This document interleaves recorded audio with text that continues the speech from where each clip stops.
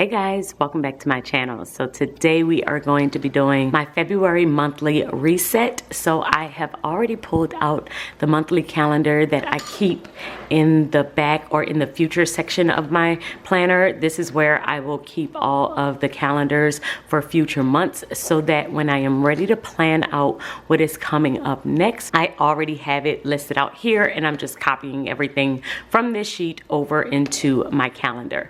So we are going to put this to the side, and I'm also going to be using this sticker kit in order to set this up. So this is a Valentine's Day sticker kit that I have used over the past 2 years, and I am going to be using this to set up my monthly spread. If you are interested in this sticker kit, I will leave it in the description box if you want to pick one up. So I'm going to start off on my monthly calendar, and usually I will start off in my overview section where we're going to come back to that, and I am actually going to start here. So I'm setting up my calendar. This is my weekly hourly planner. This is my main catch-all planner that I will use throughout the month in order to see anything that's coming up in any area of my life. This one I set up the same way pretty much every single month, but I do like to still do these videos because many times people say that this video is a trigger to them. It like lets them know that it's time to set up a brand new month within their planners. So if you haven't set up your monthly calendar yet,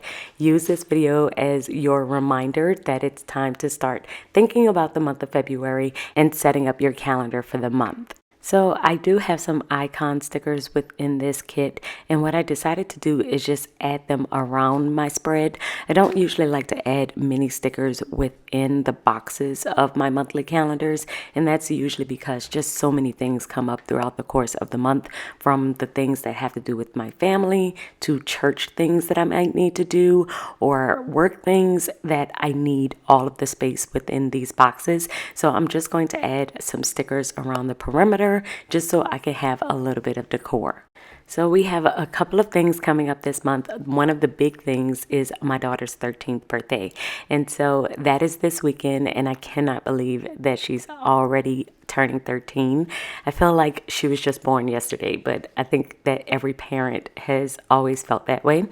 But anyway, so I am planning for that. And we also have Valentine's Day this month.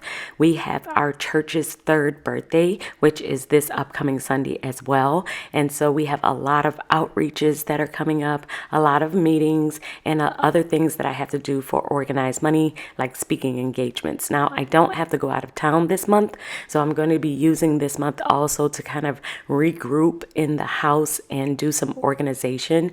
I have been out of town pretty much every single month, at least once a month since about November. So I'm kind of excited to be a little bit stationary this month because I do have to go out of town in the month of March. But I am excited just to kind of get the house back in order and make sure that I have my systems in place before I have to go out of town again. So this is my weekly planner, and since it's like my overview, my catch-all planner, very rarely do I add all of the details of any of the events that I put in this planner. I will usually add just that the event is happening on that day, but I probably will not add the location, the time, or any additional details, because what this planner really does for me is serve as an overview, and it's a reminder for me to look in another section of my planner. And so if I see something within my weekly planner, I might refer to my daily planner to see the additional details that I might need for that particular event. And so that is usually how I will use this calendar, because I know that if I tried to add all of the details within this one, I would not have enough space. And I recommend that if you are the type of person that just have a lot of different things going on, you have a lot of different areas, that you do have one calendar that is your hub, your overview, and you refer to the other ones to add additional details. But you definitely need one planner that really tells you everything that's coming up for the month. The next part of filling out this calendar is my sidebar. So I like to use my sidebar to highlight the big things that are coming up next month. And the reason why I like to do this is because many times I have big things that I just not to need to prepare for. So this is usually for things like speaking engagements or when I am about to go out of town. I do like to add those types of things because with a speaking engagement, usually I am looking up what I might discuss. I'm going to be preparing a presentation, and I want to be thinking about all of that before that day comes or even the week of comes. And so since I know it's going to require a little bit of preparation, like a week or two, I will usually add it to my sidebar because I am going to be thinking about that this month as I am preparing for the month of March. And the last thing that I'm going to do to set up my month of February is go to my overview section. So my overview section of my weekly calendar is where I keep an overview of all of my goals for the month. I have 5 goals in 5 different areas.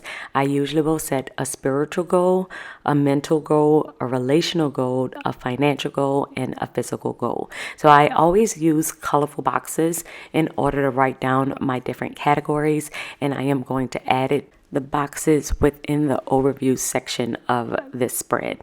And so this just helps me to highlight the different sections that I have goals in, and it's a constant reminder every single time I open up this planner. I have been doing this for years now, and I've always thought about switching it up just to try and switch up the content. However, this really does work for me. And so anytime I've ever tried to switch it up, I always end up going back because personally, this style really does help me. Seeing these goals in my face every single time I open up my planner just kind of makes me put it within my habits every single day. And so I do like having them there. And usually I am adding the same type of things. Like within my spiritual goals, we are doing a study on prayer this month. I also like to do daily devotionals, and I will do sermon studies within my faith planner. And so having it listed here just reminds me to turn to my faith planner and make sure that I'm doing that. My relational goals for this month, we do have Valentine's Day coming up, so I do want to plan something with my husband. And I also do gift baskets every single February for my girls as a Valentine's Day gift from us to them. And so I'm going to be working on that as well. For my mental goals, I know we are doing our book club within the Organize You this month, and that book is going to be Feel Good Finance. And so I am going to be working on the book club notes and making sure I do a live with Organize You. And also we're going to be starting the life-changing magic of tidying up, and that book is by Marie Kondo. It's an older book, but I always like it as a refresher to my home organization, and so we are going to be reading that for the month of February.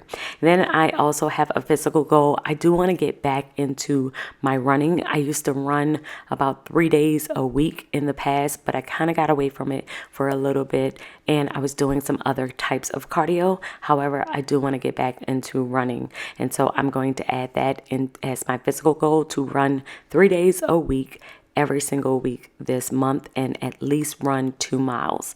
And then I have a financial goal, and my financial goals also are pretty much the same. I need to pay down debt, and so we are going to be working on paying down $1,000 of debt this month and also saving $1,000 toward my sinking funds. And so this is a really simple setup, like I said, but it really does help me. For some reason, having this sheet, this overview page, really does constantly remind me of these 5 areas and the 5 things that I'm trying to do for this month. And what I will usually do is spend like 20 to 30 minutes on each one of these sections. So if I'm currently reading a book, I will read for about 20 minutes, or I'm doing a Bible study, I will do a Bible study for about 10 to 15 minutes. If I'm working out, I'm gonna work out for at least 30 minutes, or plan something with my family by the end of the month. This really does help me do that. So this is my finished spread. We have my overview page here with all 5 of my goals for the month. And then we have the monthly calendar. And I have everything on here that I need in all of the different areas of my life. And after this, we still have my weekly pages, which I can set up at the end of every single week as I am getting prepared for the very next week. So what I'll usually do is come to this page, look and see what's going on for the week, and then flip to this week and fill fill it all out. So that is going to be it for my setup video. I really love how this spread came out. I love these stickers. I use them almost every year in the month of February, and I don't see myself stopping anytime soon. And if you want to get your hands on this planner or on the stickers that I use, make sure that you look at the description box below, and I will see you all in my next video. Until then, keep organizing your life so that you can achieve your dreams. Bye, guys.